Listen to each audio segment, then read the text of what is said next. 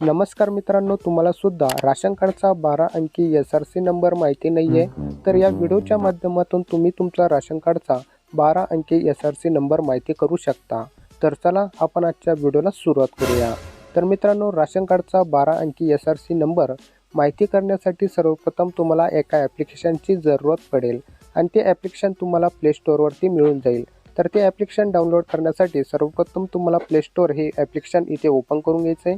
त्यानंतर आता तुम्हाला सिंपली इथे टाईप करायचं आहे मेरा राशन हा असं सर्च केल्यानंतर जे ॲप्लिकेशन येईल त्याला तुम्हाला इन्स्टॉल करून घ्यायचं आहे। ॲप्लिकेशन इन्स्टॉल झाल्यानंतर आता तुम्हाला इथून बॅक यायचं आहे आणि जे काही मेरा राशनचं जे ॲप्लिकेशन डाउनलोड केलेलं आहे त्याला तुम्हाला इथून ओपन करून घ्यायचं आहे। ओपन केल्यानंतर आता तुम्हाला इथून इंग्लिश भाषा ही सिलेक्ट करायची आहे। ते तुम्हाला इथे लोकेशनची सेटिंग मागेल तर तुम्हाला इथून कॅन्सल करायची आहे। कॅन्सल केल्यानंतर आता इथे तुमच्या स्क्रीनवरती बरेचसे ऑप्शन तुम्हाला बघायला मिळतील।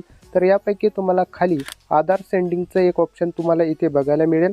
तर मित्रांनो, आता तुम्हाला जे आधार सेंडिंगचं जे ऑप्शन आहे त्यावरती क्लिक करायचं आहे। त्यावरती क्लिक केल्यानंतर आता तुमचं इथे राशन कार्ड नंबर सिलेक्ट राहिलेला असेल तर तुम्हाला इथे जे आधार नंबरचं जे ऑप्शन आहे ते सिलेक्ट करून घ्यायचं आहे।